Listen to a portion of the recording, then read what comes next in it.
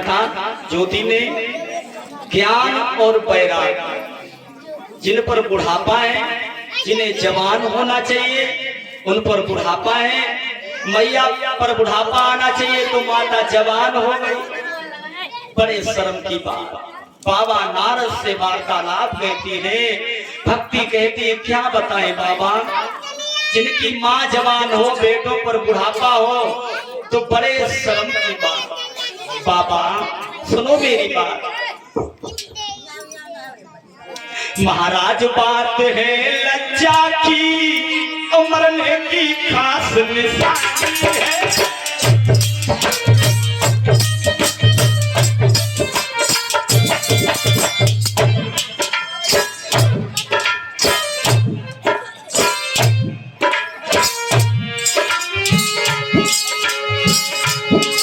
महाराज बात है लज्जा की, मरने की खास निशानी है। मैया पर इधर बेटन पर इधर बुढ़ापो है, अम्मा पर इधर जवानी है।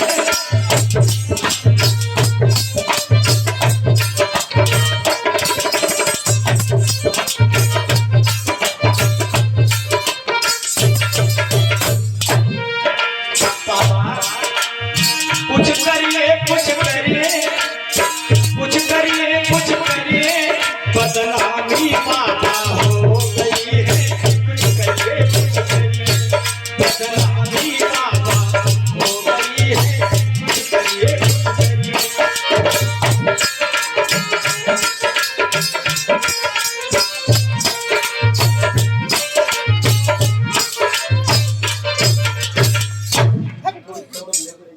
कुछ करिए। बड़े शर्म की बात है, बड़े बदनामी की बात। बाबा बाबा नारद कहने लगे चिंता ना करो भक्ति, मैं कुछ ना कुछ तो उपाय जरूर करूंगा। बाबा नारद को बड़ा घमंड था कि ये थोड़ी, अरे मामूली सी बात के लिए आप इतनी परेशान, मैं अभी आ रहा हूं। अब बाबा नारद उपाय ढूंढने के लिए चले, सारा संसार घूम कर देखा, किसी ने ये नहीं बताया कि भक्ति पर बुढ़ापा कैसे आएगा, ज्ञान वैराग जवान कैसे हुए। घूमते घूमते परेशान हो गए, एक वृक्ष के नीचे बैठ गए। उसी समय बाबा नारद के मस्तक से पसीना टपक रहा था। उनके भ्राता सनत सनंदन संत कुमार आ गए, कहने लगे भैया क्या बात है, आप इतने परेशान क्यों? बाबा नारद ने सारी कहानी बताई। जब सारी कहानी ज्ञान भक्ति वैराग की समझाई तो सनकादिक ऋषि बोले हैं भैया भूल गए कि भक्ति ज्ञान वैराग का उद्धार करने के लिए केवल भगवान की कथा ही है, श्रीमद् भागवत। भगवान की कथा श्रीमद् भागवत कथा को सुनाया जाए, वो भी कहाँ, नैमिषारण्य में, नैमिष धाम में, नीमसार में भगवान की पावनमयी कथा को सुनाया जाए। और वहां पर 88,000 महात्मा लोग बैठे हुए हैं, तो ज्ञान भक्ति वैराग का उद्धार हो जाएगा। और ज्ञान भक्ति वैराग पर बुढ़ापा क्यों आ गया इस कलयुग में? क्योंकि कलयुग में इंसान के अंदर ज्ञान भी है, वैराग भी। ज्ञान है कि गंदे काम करने से पाप लगता है। अच्छा किसे नहीं मालूम है बताओ, गंदे काम करने से पाप लगता है, सबको मालूम है। अब ज्ञान है इंसान के अंदर, लेकिन फिर भी इंसान जानबूझ के पाप करता है। तो ज्ञान वैराग इस कलयुग में इंसान के अंदर से बिल्कुल चला गया। कहीं कहीं पर भक्ति दिखाई दे रही, राम राम राम राम सीताराम सीताराम राधे श्याम, लेकिन राम राम का नाम लिया, अगर मौका लग जाए तो समझो किसी का गन्ना काट लिया, किसी गेहूं काट लिया, चोरी भी करते हैं। तो कहीं कहीं पर भक्ति दिखाई दे रही है, इसीलिए भक्ति जवान होगी ज्ञान वैराग और उनका उद्धार कब हुआ? नैमिष धाम में उन्होंने भगवान की यही कथा को सुना तो ज्ञान भक्ति पर बुढ़ापा आ गया, दोनों बेटे पुनः जवान हो गए। इस कथा को सुनने के बाद इंसान पर जब जवानी आ जाए, जवान से बूढ़ा हो जाए, बूढ़े से जवान हो जाए, ये शक्ति है भगवान की कथा में। अगर आज भी इस कथा को मन लगा करके सुना जाए और सुनाया जाए तो इस कथा से उद्धार हर मनुष्य का हो सकता है।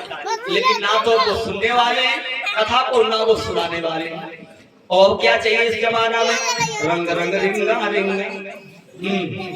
जिस कथा में झटकाबाजी ना हो, चुटकुले ना हो और आनंद ना आए। नहीं, देखिए आज कल कथा होती है आनंद के लिए, मजा के लिए। लोग कहते हैं कथा में मजा, आनंद। अरे कथा में मजा नहीं आता, इसमें आनंद आता है, क्योंकि आनंद राशि है भगवान। कथाओं को सुना जाए तो इसमें बड़ा आनंद आता है।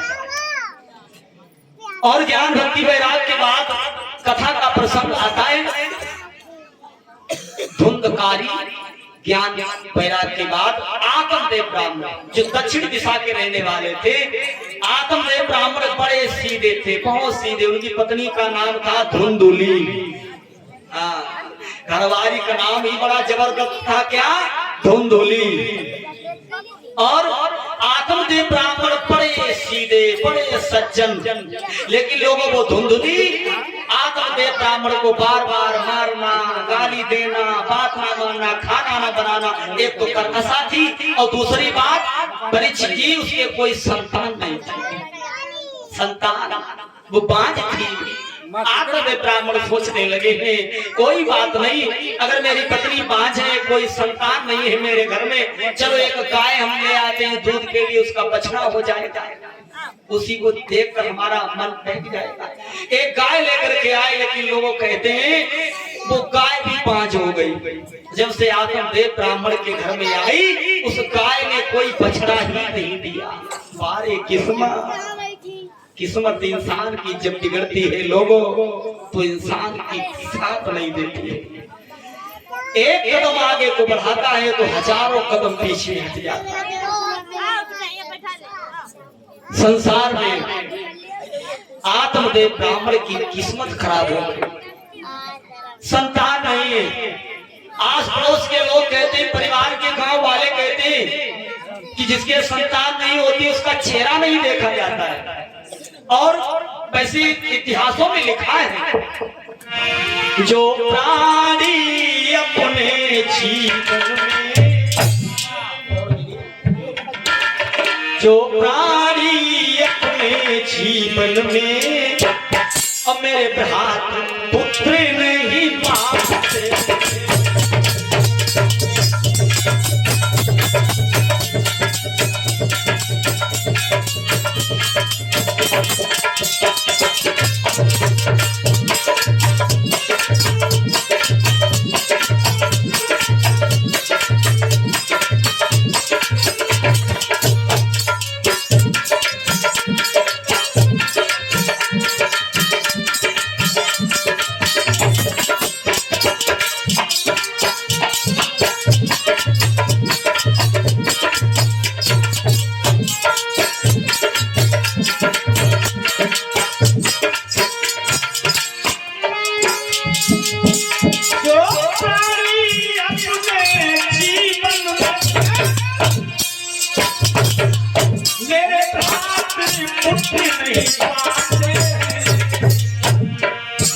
तो खुद ही नरक को जाते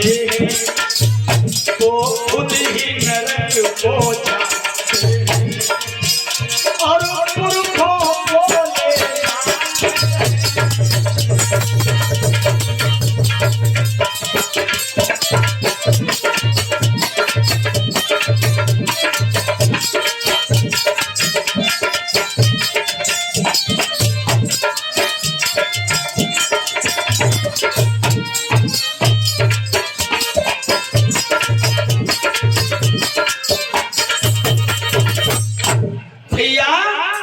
जो मनुष्य अपने जीवन में संतान नहीं पाते वो खुद नरक हो जाते हैं और अपने बड़े बड़े बुजुर्गों भी नरक में ले जाते हैं। आत्मदेव ब्राह्मण कहने लगे, अब तो हम इस गांव में रहेंगे नहीं, इस गांव को त्याग देंगे, मर जाएंगे कहीं।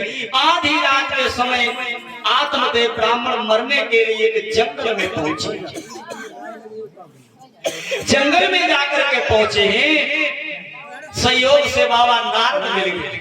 कहने लगे आत्मदेव ब्राह्मण कहाँ जा रहे हो?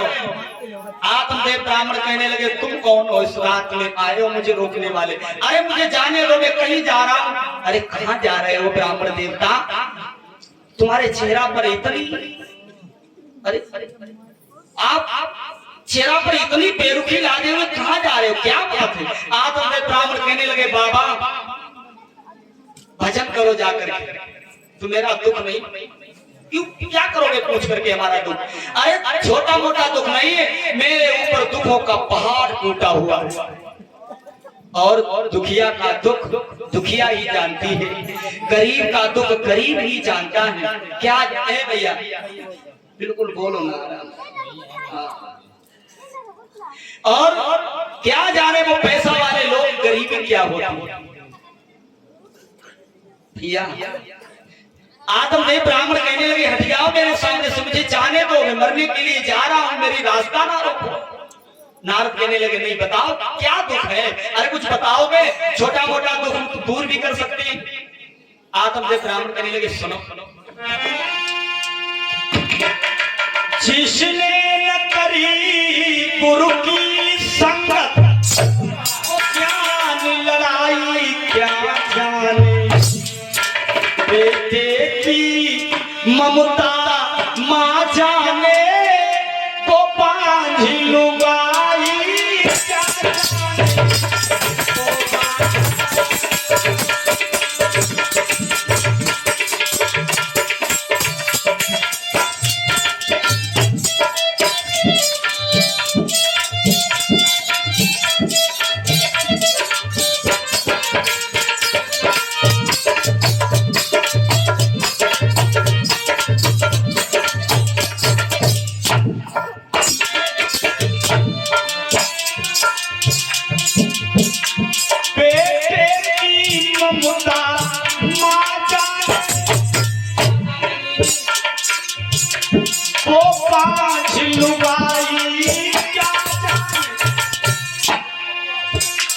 जिसके फटी बीमारी हो बाबा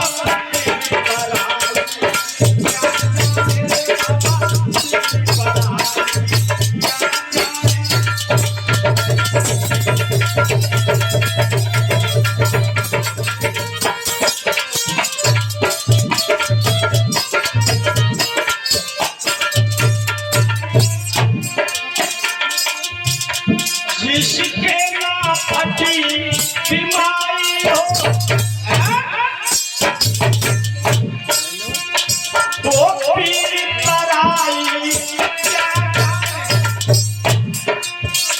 जिसको मिली है आज कभी वो तू बनाई।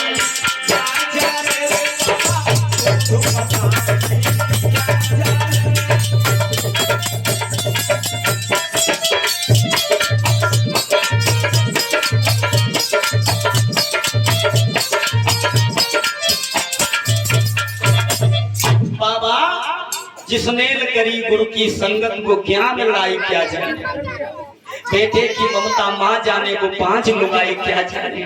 बाबा मुझे जाने दो, अब मैं जीना नहीं चाहता हूँ। आत्मदेव ब्राह्मण बड़े दुखी लोग, और दुख तो है, भगवान ने सब कुछ दिया हो लोगों, घर आंगन मकान खेती पाती सब कुछ हो, लेकिन एक पुत्र नहीं है तो सारा घर द्वार आंगन बड़ा सोना लगता है पुत्र के बिना। और पुत्र के बिना लोगों धन दौलत सभी बेकार है।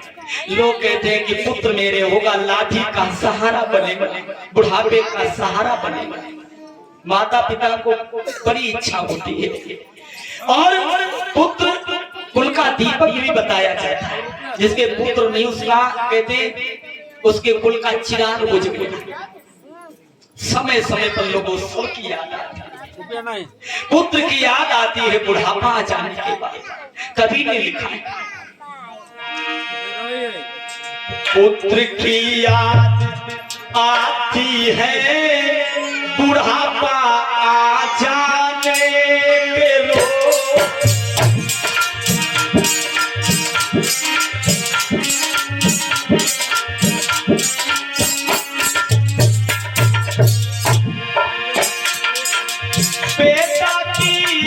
आती है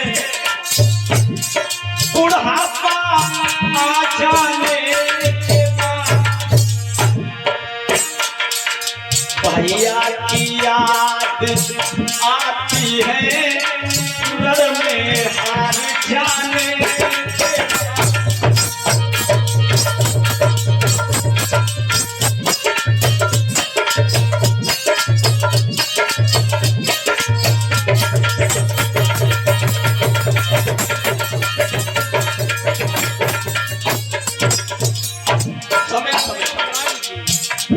भैया की याद आती है रण में हार जाने की, माता पिता की याद आती है लोगों उन्हें गुजर जाने के बाद।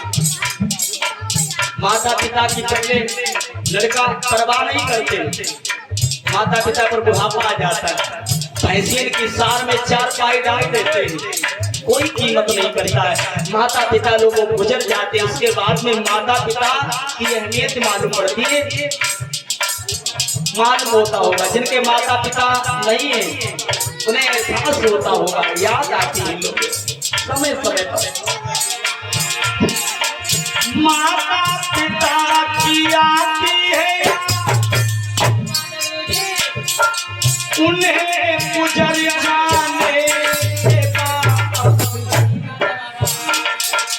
मित्र की याद आती है मित्रता टूट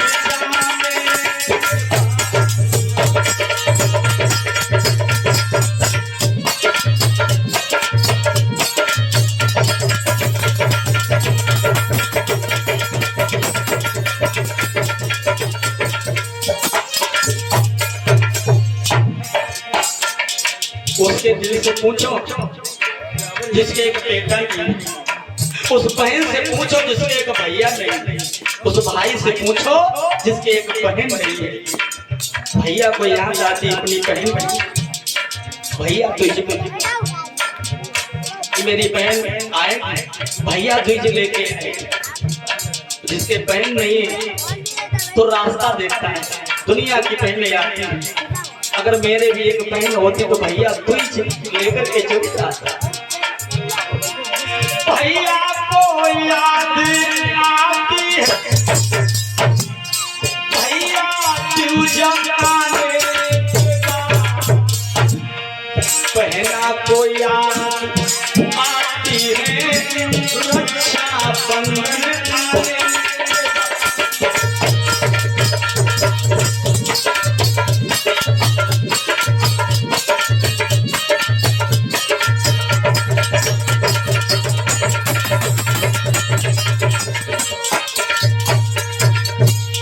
समय समय पर लोगों सबकी याद आती है, बहन को याद आती है रक्षा बंधन के त्योहार पर। और आत्मदेव ब्राह्मण कहने लगे बाबा मुझे जाने दो। नारद ने ज्यादा दुखी देखा, पहले नारद ने समझाया कि आत्मदेव ब्राह्मण संतान के चक्कर में ना पड़ो, लड़का अगर नीच लफंगा निकल गया तो खेती बाड़ी बेच कर सब 12 अरे भजन करो भगवान का। नहीं आत्मदेव ब्राह्मण कहने लगे पुत्र के बगैर मैं मर जाऊंगा। तो एक फल दिया, आत्मदेव ब्राह्मण ने एक फल दिया और कहा जाओ ये फल अपनी पत्नी को खिला देना, धुंधली को खिला देना, तुम्हारे घर में सुंदर बालक पैदा हो जाएगा। अब आत्मदेव ब्राह्मण फल लेकर के आए हैं, अपनी पत्नी धुंधली को दिया, ए धुंधली ये फल को खा लो और तुम्हारे पुत्र हो जाएगा। लेकिन लोगों हुआ क्या, नारद ने तो खाने के लिए दिया था, लेकिन उस धुंधली ने फल तो ले लिया, लेकिन फिर क्या किया कि फल दिया उसे सन्यासी ने पत्नी के लिए खिलाया।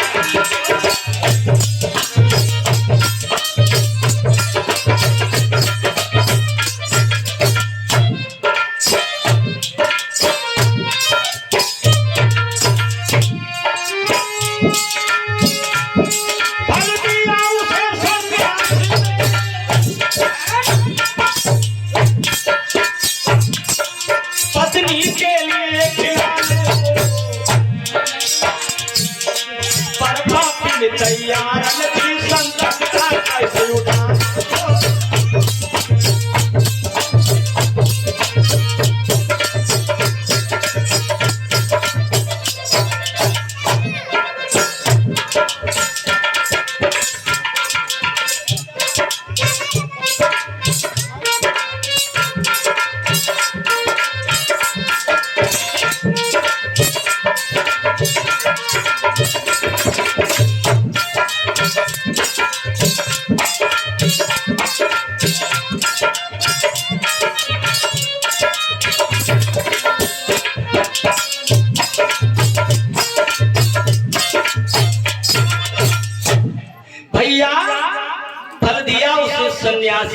पत्नी के लिए खिलाने को, पर पाप ने तैयार थी संतति का कद उठाने को।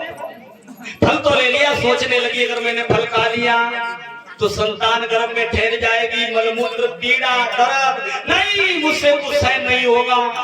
तब तो उसकी छोटी बहन आ गई। अरे कहने लगी बहना क्या बात है, काहे को परेशान? पता नहीं दीदी, तुम्हारे जीजा जी गए थे मरने के लिए, लेकिन हमें मारने के लिए सामान लेके आ गए। कहते फल खा लो तुम्हारे पुत्र हो जाएगा। फल से कई पुत्र होते नहीं, कहीं हो भी गया, मुझसे मलमूत्र सहन नहीं होगा। छोटी बहन कहने लगी चिंता ना करो, सामने गाय बंधी है, फल गाय को खिला दो। हमारे उधर में जो बालक पड़ रहा है मैं अपना बालक तुम्हें दे दूंगी। और लुका छिपा करके वो फल उस गाय को खिला दिया। लेकिन साधु का वरदान, चाहे गाय खाए चाहे भैंस, पुत्र तो होना ही होना। 9 महीना 9 दिन पूर्ण हुए गए, उसकी छोटी बहन पे जो पुत्र हुआ था उसने अपना बेटा तो धुंधुली को दे दिया। बिना बेटा के घर में बधाई बजे, बेटा तो है लेकिन उसका नहीं है।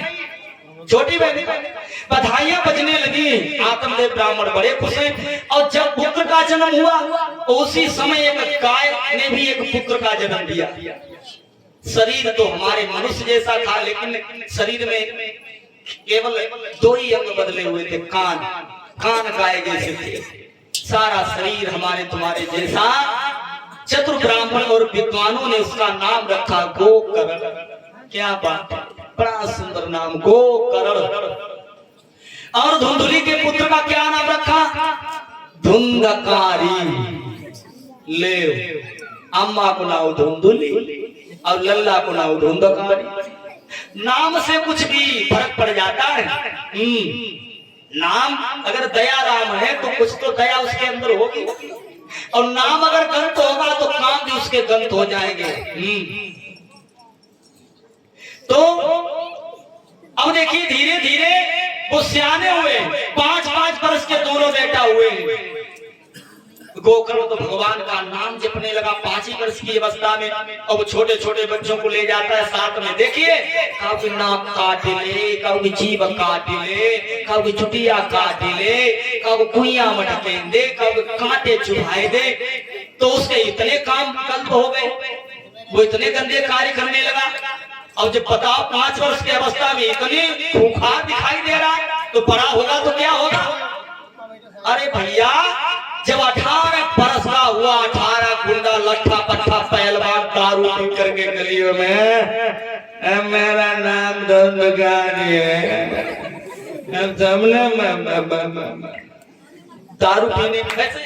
दारू पीने वाले का तो आप हाल जानते क्या हो जाता। वैसे जगह कोई नहीं पीता है, दारू पी करके इंसान पागल हो जाता है। एक दारू पी करके आया, गली में खंजरा, बीवी का लट्ठा खड़ा हुआ था, उसने टक्कर मार आया। हटेगा नहीं, मुझे जानता नहीं है, मैं धुंधकारी हूँ। और जब उसने टक्कर मारी तो सर फूट गया, खून निकला। अरे ये तो बिजली का खंभा है। मैंने सोचा कोई इंसान है जो हट जाएगा। अब घर पे गए, घर पे उनकी भैंस कली थी, भैंस की पकड़ी पूंछ, बोले रामकली। रामकली नाम तो घरवाली, और भैंसिया की पूंछ पकड़ के बोले रामकली। क्या बात है, सबने चुटीला इतना लंबो खाए बांधे। अब धीरे धीरे भैंसिया के पकड़े सींग, तो भैंसिया ने उठाए, दारू महारानी धरती में दे मारी। जब आँख चकी तो सोचने लगे अरे ये तो हमारी रामकली का, हमारी भैंस है। तो दारू बांध का ये हाल हो जाता है। वैसे दारू इतनी नहीं पीनी चाहिए। अब हम उसमें नहीं, दारू तो नहीं बोलेंगे, आगे बढ़ेंगे। धुंधकारी दारू पी करके गलियों में घूमने लगा, लेकिन लोगों कवि ने लिखा कि गोकर्ण सुबह से संध्या तक और पूजन में समय बिता।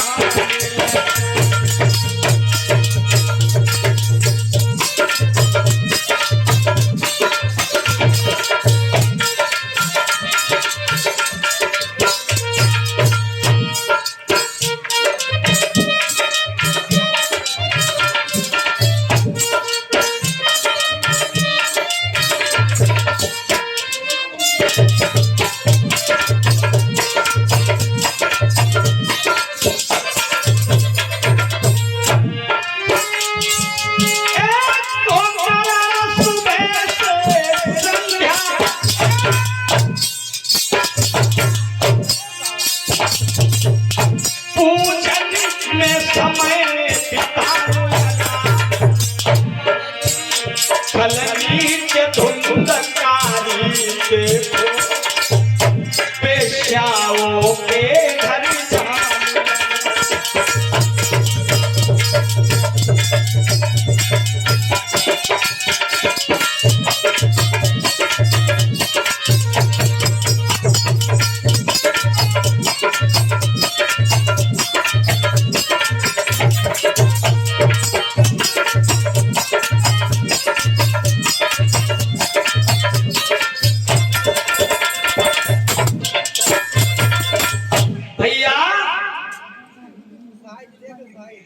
धुंधकारी भगवान के भजन में ना लीन होकर के दारू में लीन, दारू पी करके गलियों में घूमना, बेश्याओं की संगत करना, और बेश्याओं की संगत की दारू पी करके, और धुंधकारी गोकर्ण भगवान का भजन करने लगे।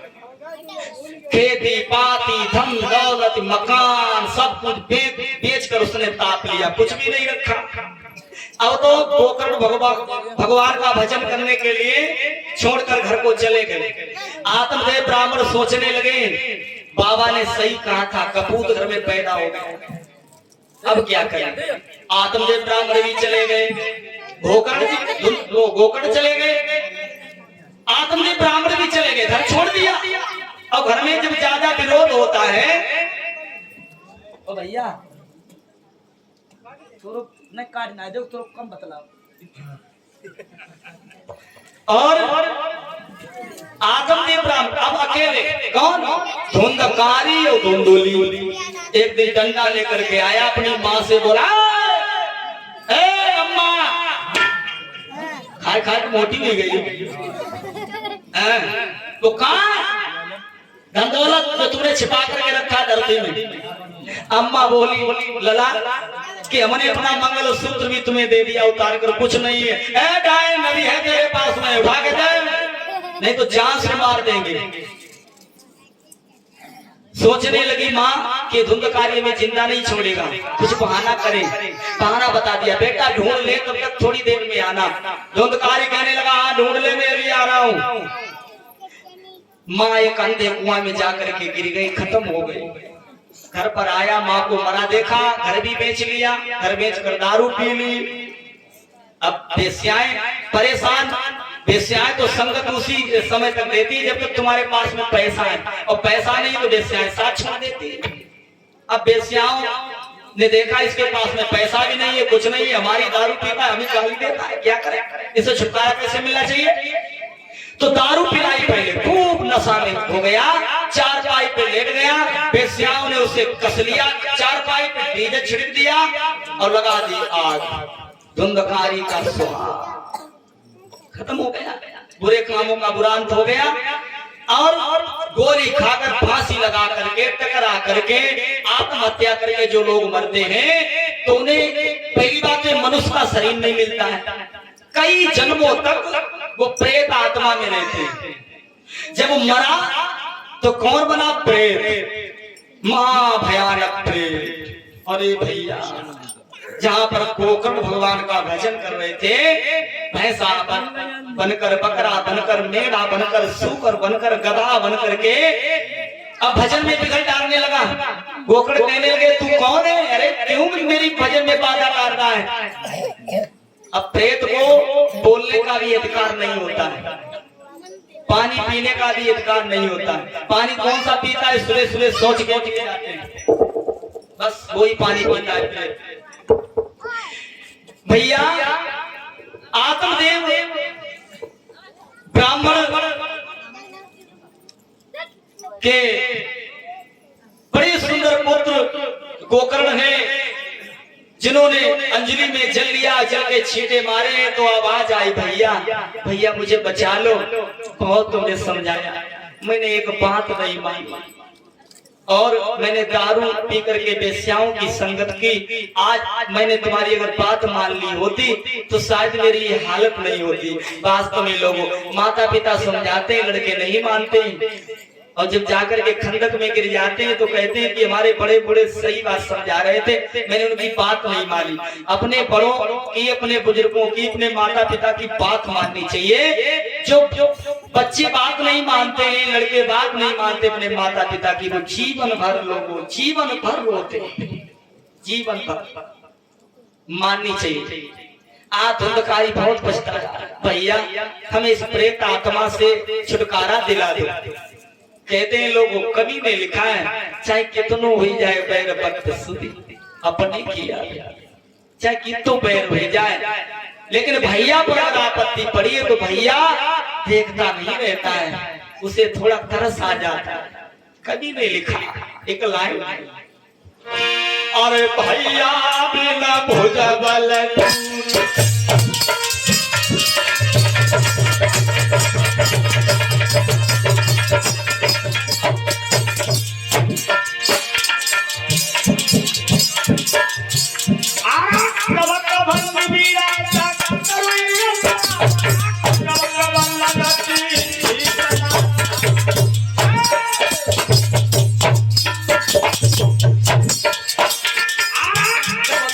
भैया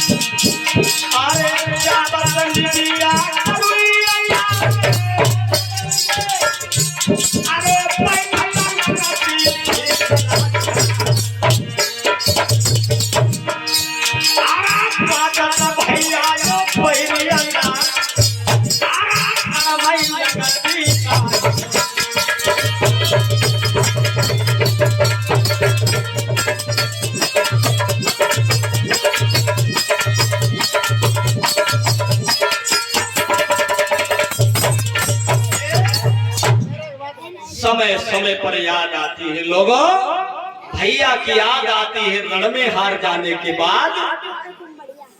आज एकदम आंखें खोली, कोकड़ कहने लगे चिंता ना करो भैया, हम कुछ ना कुछ उपाय करेंगे। लेकिन उपाय तो बहुत कुछ किया, लेकिन कुछ किसी ने कोई उपाय नहीं बताया। तुम्हारे भैया का उद्धार कैसे होगा, किसी ने उपाय नहीं बताया। अंत में सूर्य देव की भक्ति की, भजन किया, सूर्य देव प्रकट हो गए। सूर्य देव कहने लगे, दिनकर भगवान बोले हैं, हे गोकर्ण तुमने मुझे क्यों याद किया? कहने लगे गोकर्ण, हे भगवान हमारे भैया धुंधकारी को प्रेत आत्मा मिली, प्रेत योनि। सूर्य देव कहने लगे, देखो चाहे कोई भी उपाय आप कर लें, लेकिन प्रेत आत्मा से छुटकारा नहीं मिल सकता है। छुटकारा केवल एक ही चीज से मिल सकता है, कौन? भगवान की कथा, श्रीमद् भागवत कथा। 7 दिन तक अपने भाई को श्रवण कराइएगा, 7 काठ की लकड़ी पर आसन दे और कथा सुनाई जाए। या तो ब्राह्मण होना चाहिए कथा सुनाने वाला, या तो ब्राह्मण होना चाहिए, या फिर संत होना चाहिए, और या फिर विद्वान होना चाहिए। कथा सुनाने के 3 ही अधिकारी होते हैं, या तो विद्वान, या संत, और या फिर ब्राह्मण। अब तो हर कोई कथा सुनाना शुरू कर दिया। वैसे भी किसी का विरोध नहीं करते, संपूर्ण विद्वान होना चाहिए। संपूर्ण तो विद्वान कोई नहीं, लेकिन तभी विद्वान होना चाहिए, कुछ तो ज्ञान होना चाहिए कथा का। भगवान की कथा, अब यहाँ पर आते हैं गोकर्ण, 7 काठ की लकड़ी पर आसन देते हैं, बड़े प्रेम से कथा होती है। 7 दिन तक, पहले दिन की कथा में एक काठी चटक जाती है, दूसरे दिन में दूसरी काठ, तीसरी काठ, चौथी, 7 काठें चटकती हैं। बड़ा सुंदर स्वरूप, श्यामल गौर शरीर, भगवान जैसा शरीर धारण करके एकदम वो प्रेत आत्मा तज करके धुंधकारी बड़ा सुंदर शरीर धारण करके सामने आ जाते हैं। उसी समय विमान आता है, धर्मराज सेब लेने के लिए आते हैं, अकेले धुंधकारी को बैठा कर चल देते हैं। गांव के लोग कहते हैं क्यों मुझे लेकर के नहीं चलोगे? धर्मराज कहने लगे नहीं, क्योंकि कथा तो हमने भी सुनी बैठ करके साथ ही, कथा तो तुमने जरूर सुनी, साथ में भरपूर दिया, लेकिन तुम्हारा मन कई जगह था, मन तुम्हारा था। धुंधकारी ने कथा सुनी तो केवल वो ये नहीं देखता था कि कैसी ढोलक बज रही है, क्या बजा, पहले ढोलक तो बजा ही नहीं करती थी, ये तो आप लोगों को मालूम, सादा कथाएं होती थी संस्कृत में। तो केवल कथा, और कुछ लोग बातें करने के लिए आते।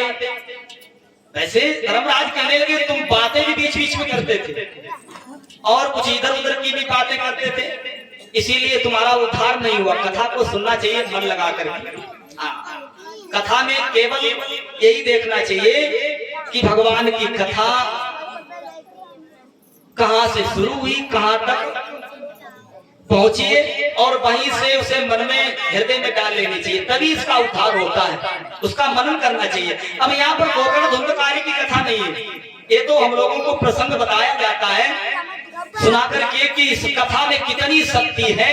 एक प्रेत आत्मा से भगवान के धाम को चला गया, एक प्रेत आत्मा से, इस कथा को सुनकर, और आज ही इस कथा को सुनकर के इंसान भवसिंधु से पार हो सकता है, क्योंकि मन लगा करके इस कथा को सुना जाए। इसका ध्यान होना चाहिए नींद जैसा, वक्र ध्यान। नींद पानी के बगैर नहीं रह सकती है, श्रोता को कथा के बगैर नहीं रहना चाहिए। बगुला जैसा ध्यान, जैसे बगुला का ध्यान होता है मछली पर, हाँ इधर उधर ध्यान नहीं होता, तो वक्र ध्यान। और श्रोता जैसा नहीं कि सुपारी जैसे श्रोता कच कच काटता है, यहाँ पर लोग कुछ आते हैं बातें करते हैं। तो कथा को बड़े प्रेम से सुनना चाहिए। आज भी कथा में बहुत शक्ति है, इसे अगर संपूर्ण अगर कथा जैसे श्री सुखदेव जी ने राजा परीक्षित को सुनाई थी, अगर वो कथा आपको सुना दे तो शायद इतने लोग हैं यहाँ पर, कल से वो भी नहीं आएंगे। हाँ नहीं आएंगे, कहेंगे मजा नहीं आ रहा है। तो देखिए आनंद तो आना चाहिए थोड़ा बहुत, लेकिन इतना आनंद भी नहीं होना चाहिए, ठीक है। तो भगवान की कथाएं भी होगी साथ साथ में, और कथा भी सुनेंगे। तो इस कथा से कहने से और सुनने से कोई फर्क नहीं, ऐसे समझो धुंधकारी का उद्धार हो गया इसी कथा को सुनकर।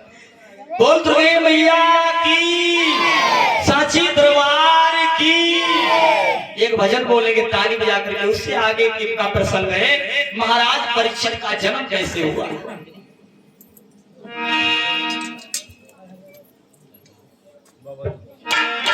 बोलेंगे वो पारी उमरिया बंधे गजरा, वो पारी उमरिया बंधे गजरा, अब तो ले आई गई राधा लगा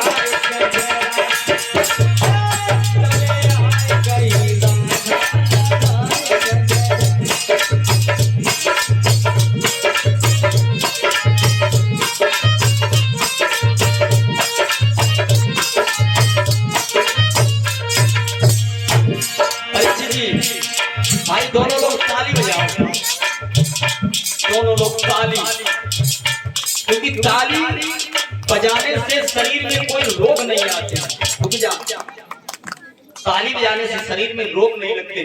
देखा महात्मा लोग ताली बजाते रहते हैं, तो आप लोगों ने देखा होगा अस्पताल में कहीं जाना, किसी जिला में हमारे तुमसे 4 पाई नहीं पूजे अस्पताल में, लेकिन महात्मा लोग नहीं मिलेंगे अस्पताल में। देखे तुमने कोई दुलदुली महात्मा होगा जो नाता धोता नहीं होगा, वो ही चाहे तकलीफ हो जाए, लेकिन महात्मा नहीं मिलेंगे। और एक और नहीं मिलेगा, किन्नर जिसे कहते हैं हिंजड़ा, ये ताली बजाते रहते हैं। आप लोगों ने देखा ही नहीं तकलीफ कभी होते हुए भर्ती अस्पताल में नहीं। और तीसरा पंजाबी भी नहीं मिलेंगे अस्पताल में भर्ती, क्योंकि वो मेहनत करते हैं भरपूर, उनके शरीर में रोग नहीं लगता। और तुम लोग आजाद हो गए, माताएं हमारी आजाद हो गई हैं। अब देखा पहले हमारे बुजुर्ग थे, बड़े बूढ़े थे, बड़ी बूढ़ी थी। पहले कभी आप लोगों ने देखा होगा बच्चे ऑपरेशन अस्पताल में नहीं पैदा हुआ करते थे, और अस्पताल में होते क्यों है? क्योंकि बड़ी आजादी होती जा रही है और जितनी आजादी उतनी होगी बर्बादी।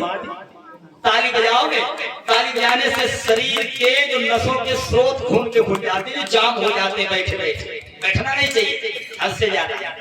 ताली बजाने से वो स्रोत खुल जाते हैं। तो ताली बजानी चाहिए भगवान के कथा में। दो फायदा, एक तो भगवान के दरबार में और दूसरा हमारे शरीर को जो है बड़ा सुख मिलता है ताली बजाने से। तो उठाओ हाथ, बजाओ ताली, क्या बात है। बजाओ ताली, क्या बात। अरे पारी उमरिया बंधे गजरा और तौले हाथ कइला।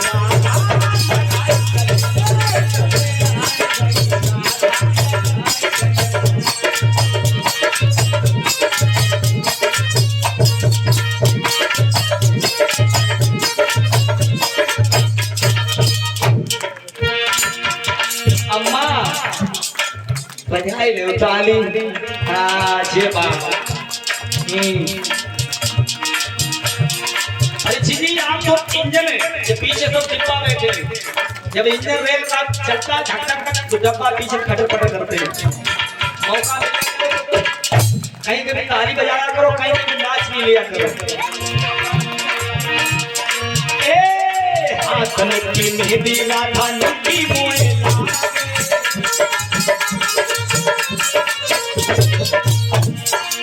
सारी दुनिया फिकी मोए लागे, हाथन की मेहंदी राधा नुकी मोए लागे।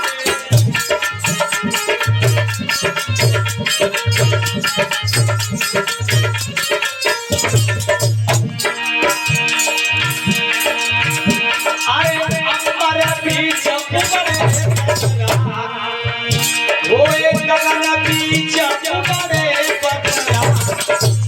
तौले आई गई रात।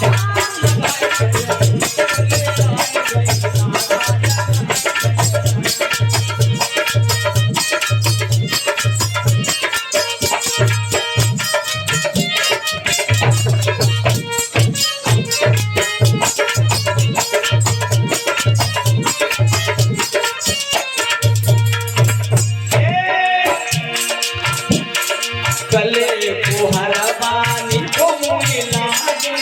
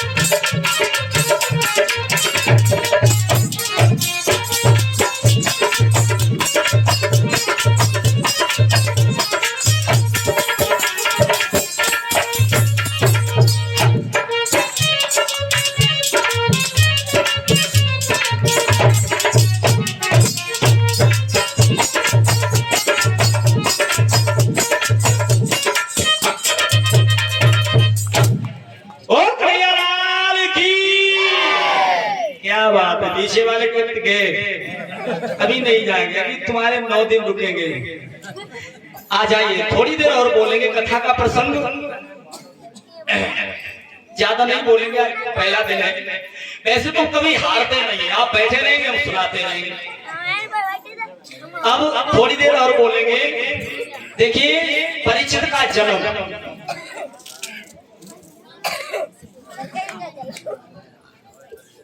ये हमारे दानवीरों के नाम है। 21 मुद्रा राम कुमार नासा से, इसी प्रेम नगरिया से। 10 मुद्रा हमारे अंकित और 51 मुद्रा श्रीमान श्री कल्लू।